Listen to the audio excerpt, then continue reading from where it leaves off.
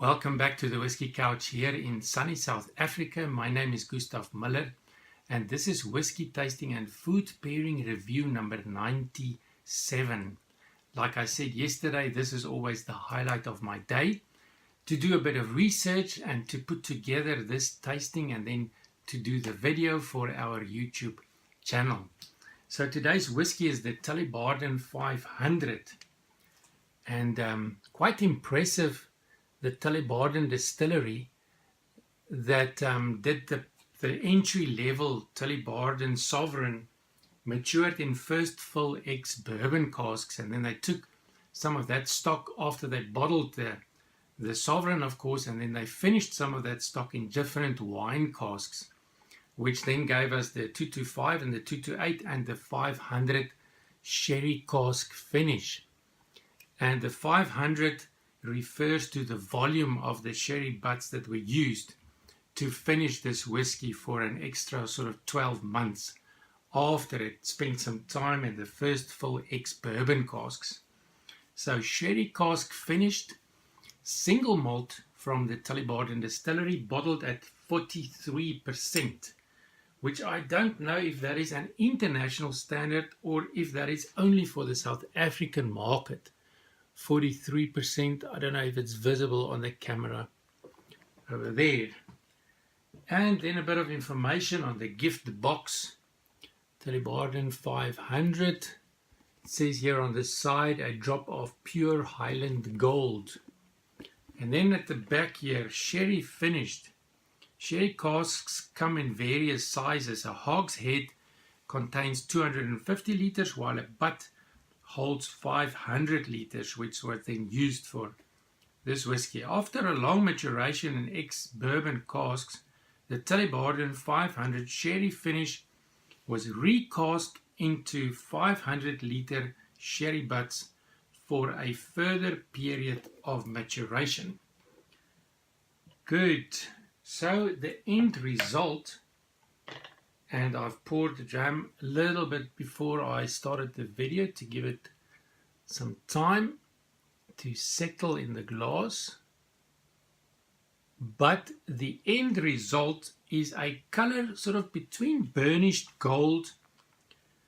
Right there we've got burnished and then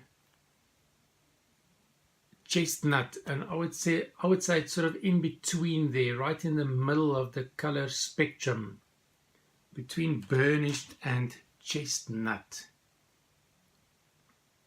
Good. Sherry is immediately available on the nose, and then some toffee apple. Sherry and toffee apple immediately. Dried fruits and dates. There's a cereal note to this one, almost like oatmeal with baking spices, cinnamon and nutmeg. Not as complex a nose as the 228. The 228 that I did yesterday, which was the Pinot Noir red wine cask finish, was quite impressive with a very complex nose and palate.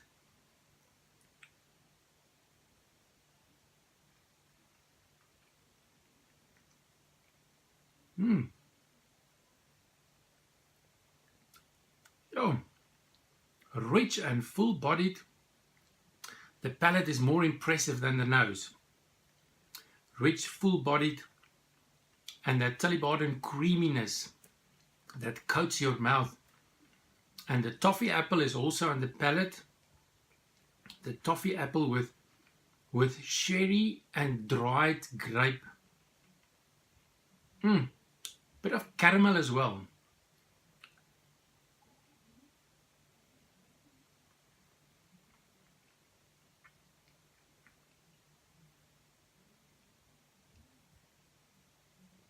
Again, that cereal note,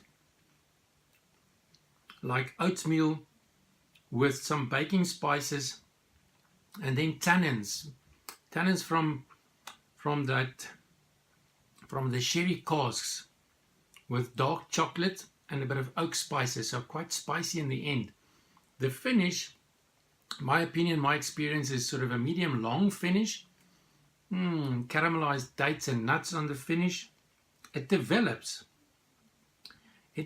on the palate, but definitely spicy with some bitter notes right at the end. I'm quite interested to see what a few drops of water will do. Not too much water, it's only 43% alcohol by volume. For a cask strength closer to 50%, one can add much more water. So with a few drops of water, more vanilla and more sherry on the nose.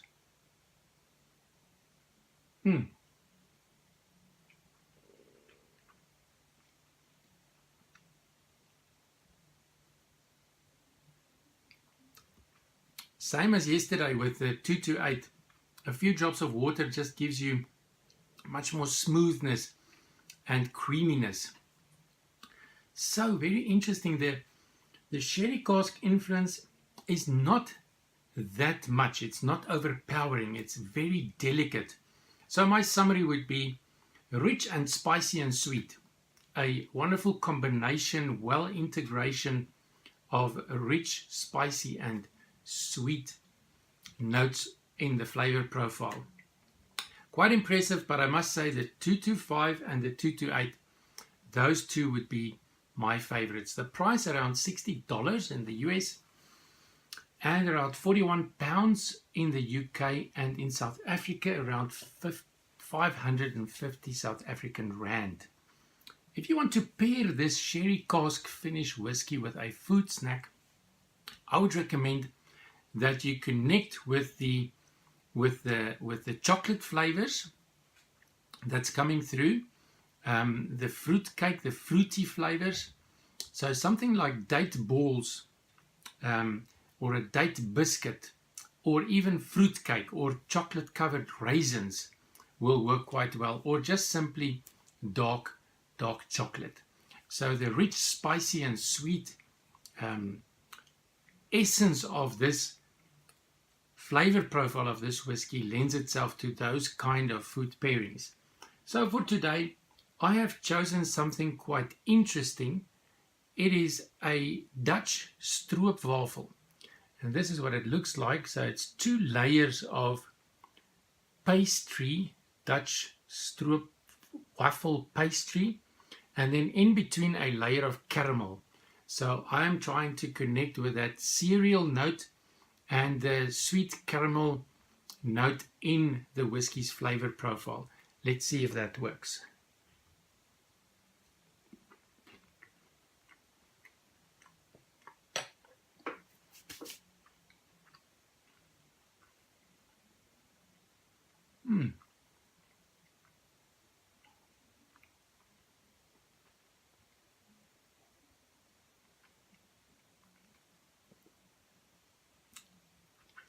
Not bad. Not bad at all. But not as good as yesterday's pairing. Yesterday with the 228, that was a 4.5 out of 5.